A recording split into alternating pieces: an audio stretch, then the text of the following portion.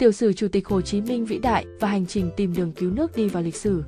Chủ tịch Hồ Chí Minh, tên lúc nhỏ là Nguyễn Sinh Cung, tên khi đi học là Nguyễn Tất Thành, trong nhiều năm hoạt động cách mạng trước đây lấy tên là Nguyễn Ái Quốc. Sinh ngày 19 tháng 5 năm 1890 ở làng Kim Liên,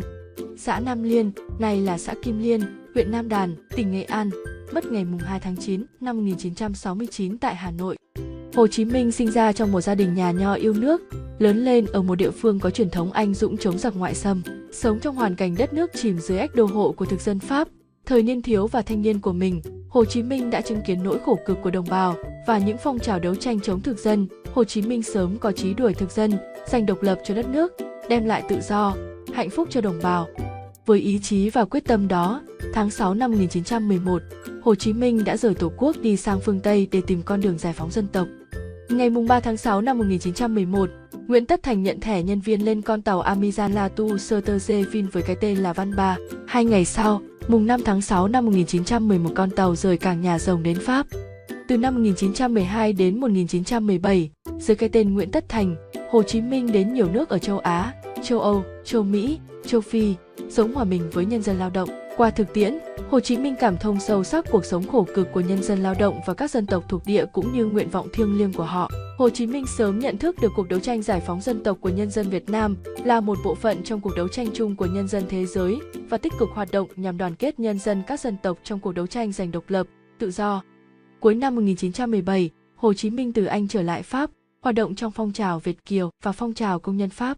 Năm 1919, lấy tên là Nguyễn Ái Quốc, thay mặt những người Việt Nam yêu nước tại Pháp, Hồ Chí Minh đã gửi tới hội nghị Versailles bản yêu sách đòi quyền tự do cho nhân dân Việt Nam và cũng là quyền tự do cho nhân dân các nước thuộc địa. Dưới ảnh hưởng của cách mạng tháng 10 Nga năm 1917 và luận cương của Lenin về vấn đề dân tộc và thuộc địa tháng 12 năm 1920, Nguyễn Ái Quốc tham dự đại hội lần thứ 18 Đảng Xã hội Pháp và bỏ phiếu tán thành Đảng gia nhập Quốc tế 3, Quốc tế Cộng sản, trở thành một trong những người sáng lập Đảng Cộng sản Pháp. Từ một người yêu nước trở thành một người cộng sản, Hồ Chí Minh khẳng định muốn cứu nước và giải phóng dân tộc, không có con đường nào khác con đường cách mạng vô sản. Năm 1921, cùng với một số người yêu nước của các thuộc địa Pháp, Nguyễn Ái Quốc tham gia sáng lập Hội Liên hiệp các dân tộc thuộc địa. Tháng 4 năm 1922, Hội xuất bản báo Người cùng khổ, Le Paria, nhằm đoàn kết, tổ chức và hướng dẫn phong trào đấu tranh giải phóng dân tộc ở các nước thuộc địa. Nhiều bài báo của Nguyễn Ái Quốc đã được đưa vào tác phẩm bản án chế độ thực dân Pháp, xuất bản tại Paris năm 1925. Đây là một công trình nghiên cứu về bản chất của chủ nghĩa thực dân, góp phần thức tỉnh và cổ vũ nhân dân các nước thuộc địa đứng lên tự giải phóng.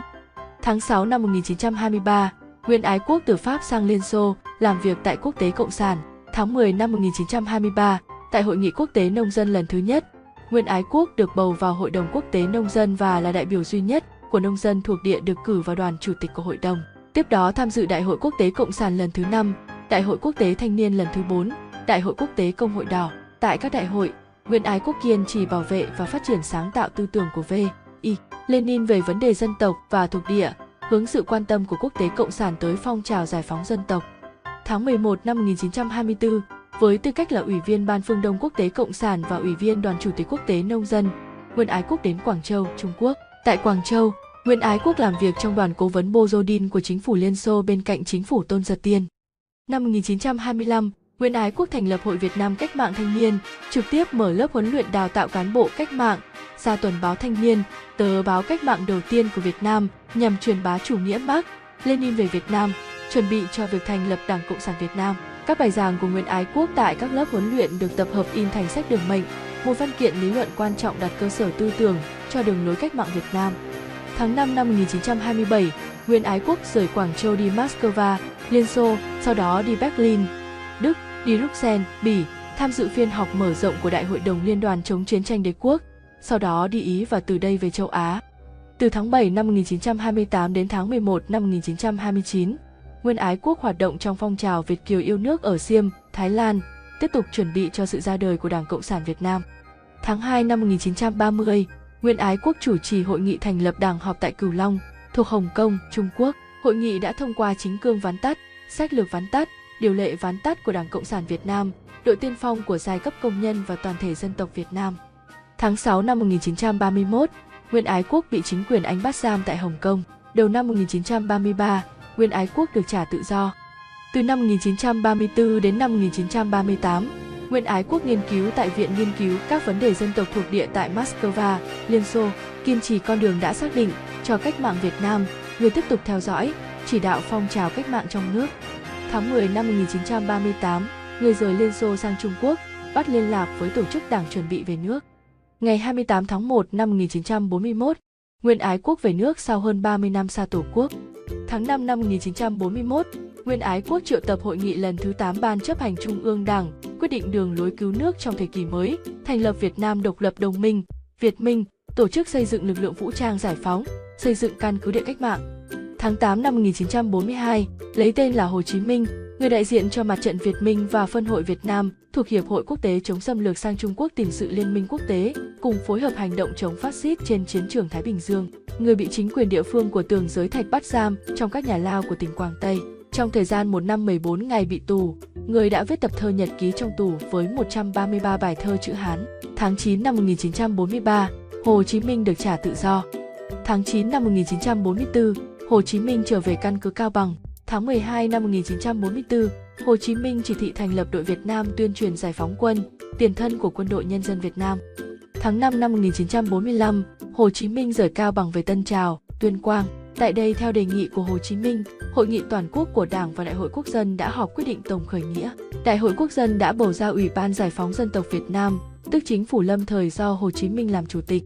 Tháng 8 năm 1945, Hồ Chí Minh cùng Trung ương Đảng lãnh đạo nhân dân khởi nghĩa giành chính quyền thắng lợi. Ngày 2 tháng 9 năm 1945, tại quảng trường Ba Đình, Hà Nội, Hồ Chí Minh đọc tuyên ngôn độc lập, tuyên bố thành lập nước Việt Nam Dân chủ Cộng hòa và ra mắt chính phủ lâm thời do người làm chủ tịch kiêm Bộ trưởng Bộ Ngoại giao, tổ chức tổng tuyển cử tự do trong cả nước, bầu Quốc hội và thông qua hiến pháp dân chủ đầu tiên của Việt Nam.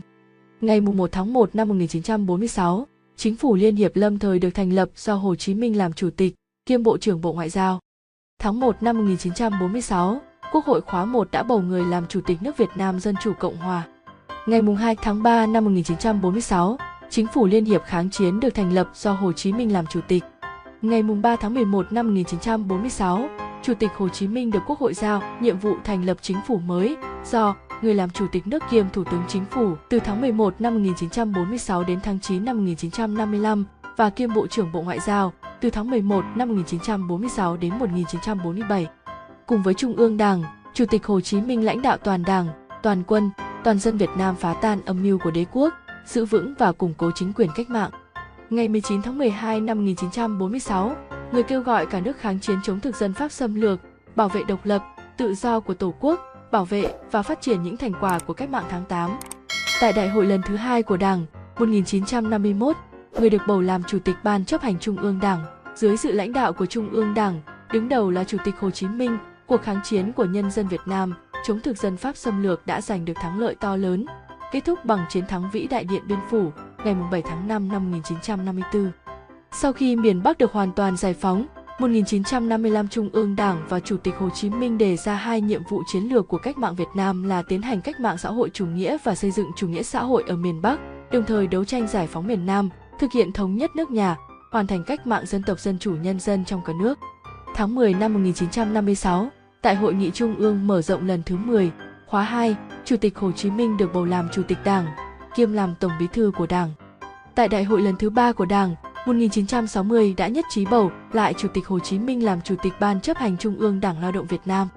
Quốc hội khóa 2, khóa 3 đã bầu người làm Chủ tịch nước Việt Nam Dân chủ Cộng hòa.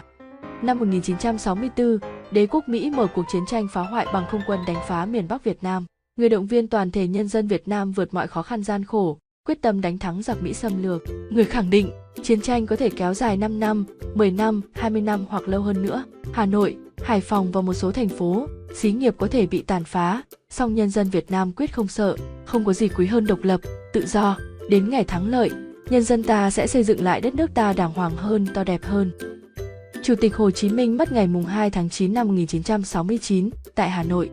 Trước khi qua đời, Chủ tịch Hồ Chí Minh để lại cho nhân dân Việt Nam bản di chúc lịch sử, căn dặn những việc Đảng và nhân dân Việt Nam phải làm để xây dựng đất nước sau chiến tranh. Người viết, điều mong muốn cuối cùng của tôi là toàn Đảng, toàn dân ta đoàn kết phấn đấu, xây dựng một nước Việt Nam hòa bình, thống nhất, độc lập, dân chủ và giàu mạnh và góp phần xứng đáng vào sự nghiệp cách mạng thế giới.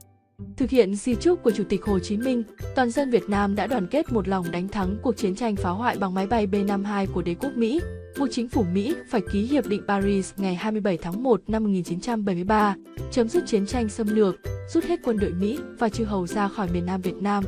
Mùa xuân năm 1975, với chiến dịch Hồ Chí Minh lịch sử, nhân dân Việt Nam đã hoàn thành sự nghiệp giải phóng miền Nam, thống nhất Tổ quốc, thực hiện mong ước thiêng liêng của Chủ tịch Hồ Chí Minh. Chủ tịch Hồ Chí Minh đã vận dụng sáng tạo chủ nghĩa Mác, Lênin vào điều kiện cụ thể của Việt Nam, để ra đường lối đúng đắn đưa cách mạng Việt Nam đi từ thắng lợi này đến thắng lợi khác. Người sáng lập ra Đảng Marxist, Leninist ở Việt Nam, sáng lập ra Mặt trận Dân tộc Thống nhất Việt Nam, sáng lập ra các lực lượng vũ trang nhân dân Việt Nam và sáng lập ra nước Việt Nam Dân chủ Cộng hòa, góp phần tăng cường đoàn kết quốc tế. Người là tấm gương sáng của tinh thần tập thể, ý thức tổ chức và đạo đức cách mạng.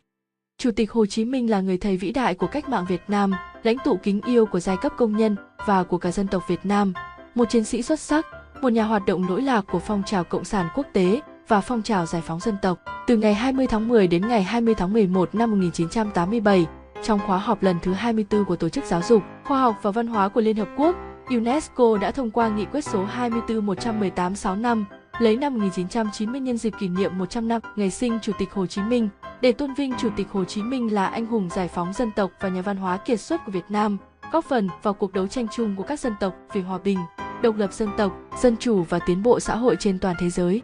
Ngày nay, trong sự nghiệp đổi mới đất nước, hội nhập với thế giới, tư tưởng Hồ Chí Minh là tài sản tinh thần to lớn của Đảng Cộng sản Việt Nam và dân tộc Việt Nam, mãi mãi soi đường cho sự nghiệp xây dựng và bảo vệ đất nước của nhân dân Việt Nam vì mục tiêu dân giàu, nước mạnh, dân chủ, công bằng, văn minh. Cảm ơn các bạn đã xem video trên kênh TVT Movie, nhấn đăng ký kênh để ủng hộ và xem được những video mới nhất nhé.